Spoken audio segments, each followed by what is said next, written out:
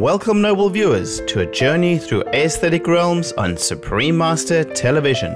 Today we will introduce a brief history of the Theosophical Society through a presentation by the Theosophical Society in America and an interview with Mr. Daniel Noga, the Member Services Coordinator at the Theosophical Society in America.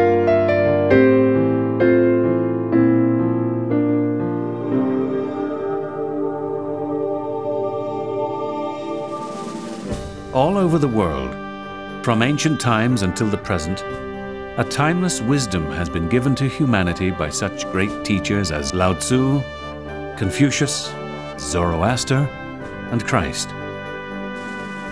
Other teachers, followers of those great ones, have carried on their work.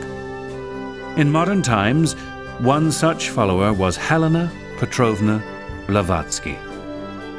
When she arrived on the shores of the United States in 1873, she had completed years of world travel and exploration.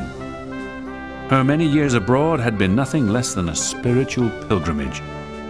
She had absorbed deeper ideas gleaned from such great Western thinkers as Pythagoras and Plato, and from such Eastern philosophers as the Buddha. A small band of like-minded seekers gathered around her. Among them was an attorney and gentleman correspondent from New York, Colonel Henry Steele Olcott. Together they would form the Theosophical Society.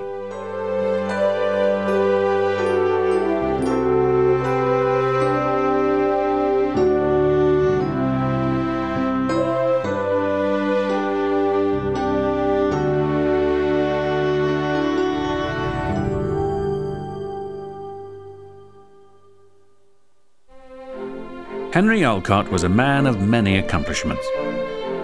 By the time he met Madame Blavatsky, he was an attorney in New York City.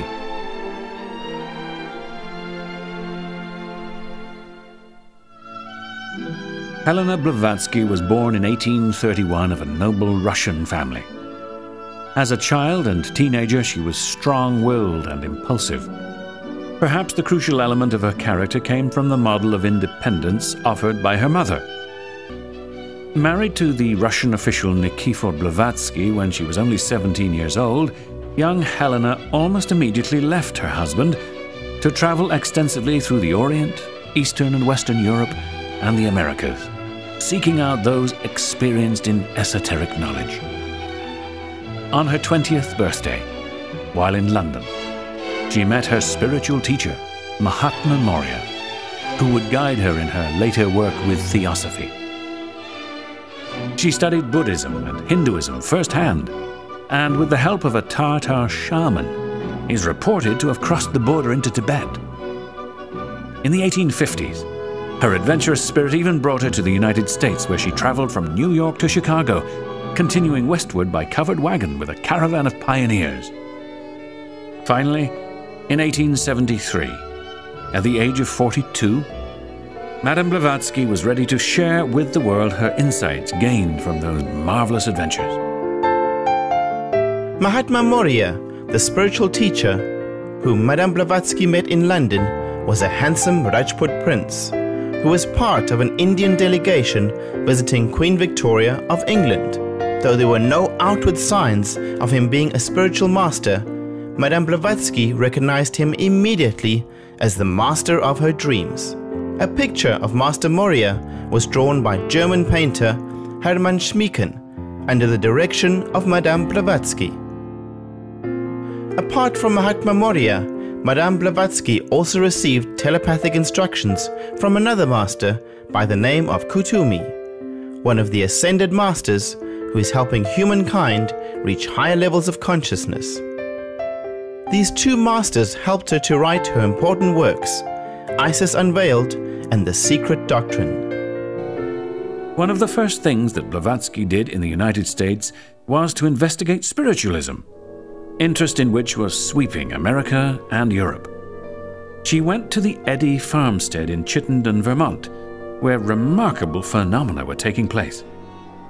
It was there that she met Colonel Olcott, reporting the events for a New York newspaper. Soon, however, Their interests would go in a different direction from that of spiritualism. Blavatsky eventually made her home in New York City, where she and Olcott continued to meet regularly with others who shared their interests.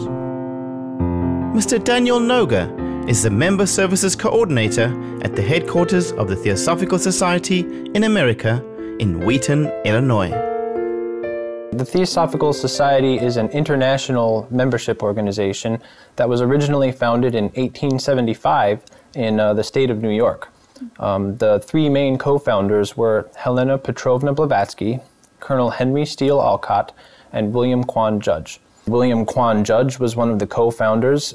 He was originally from Dublin, Ireland, and he came here to the United States when he was 21 years old and got into commercial law, and then he also helped to co-found the society. Many people joined the new society, among them the well-known inventor Thomas Edison and the noted author and Platonic scholar Dr. Alexander Wilder.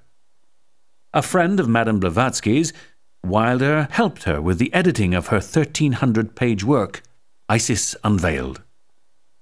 After 3 years in New York, Madame Blavatsky and Colonel Olcott decided to expand the Society's efforts abroad, and in late December 1878 set sail for India. The attitude with which they came is demonstrated by that account of how Olcott, when arriving on the soil of India, bent down to worship that soil. They felt that from India had gone out a great deal of wisdom, which is even now contained in the profound teachings not only of the Hindu tradition but Buddhist, Jaina and so on.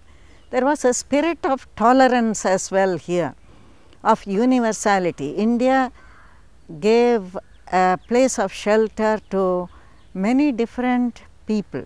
It was in the tradition of India to try to understand different points of view, different cultures, and to synthesize them into a whole. And this, I think, is central to the work of the Theosophical Society. Perhaps all this was in their mind when they came to India and established their headquarters here. One of Olcott's greatest achievements, in keeping with the Society's second object, was his work to re-establish Buddhism in Southeast Asia and Ceylon, the island now called Sri Lanka.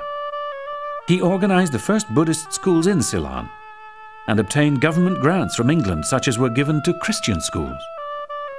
Today there are over 400 Buddhist institutions in Sri Lanka, and portraits of Colonel Olcott hang in many of them.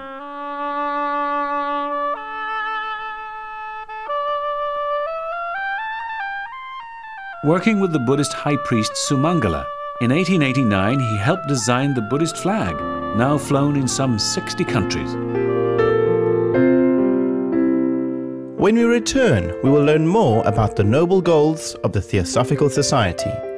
Please stay tuned to Supreme Master Television.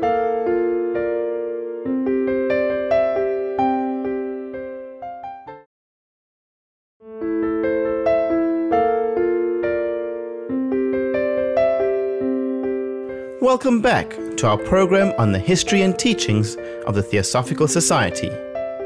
After the passing of the two main founders of the Theosophical Society, Helena Blavatsky in 1891 and Henry Steele Olcott in 1907, two disciples of Helena Blavatsky, Annie Besant and William Quan Judge, emerged as the new leaders of the Theosophical Society. Another prominent disciple of Helena Blavatsky was the English clergyman, clairvoyant and author Charles W. Leadbetter, who became a vegetarian upon meeting Madame Blavatsky and followed her to India.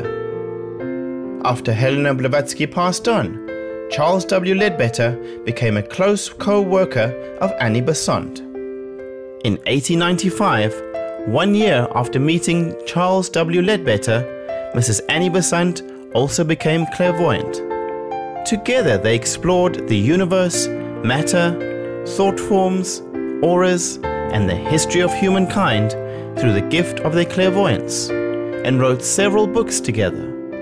Charles W. Ledbetter and Annie Besant were also dedicated promoters of the vegetarian lifestyle. In his article, Vegetarianism and Occultism, Mr. Ledbetter listed many reasons for abstaining from meat and concludes, "Let us free ourselves from complicity in these awful crimes of killing animals. Let us set ourselves to try, each in our own small circle, to bring nearer that bright time of peace and love, which is the dream and the earnest desire of every true-hearted and thinking man.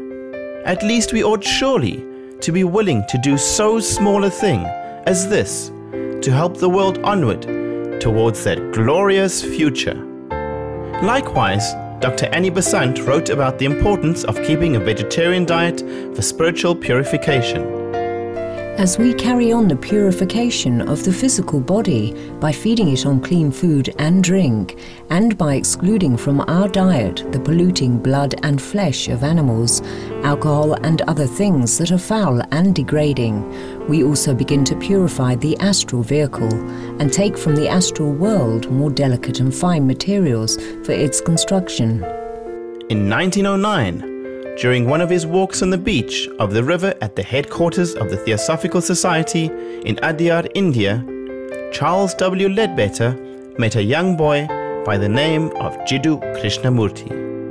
Being clairvoyant, he was impressed with the pure aura of Krishnamurti, which he described as the most wonderful aura he had ever seen, without a particle of selfishness in it.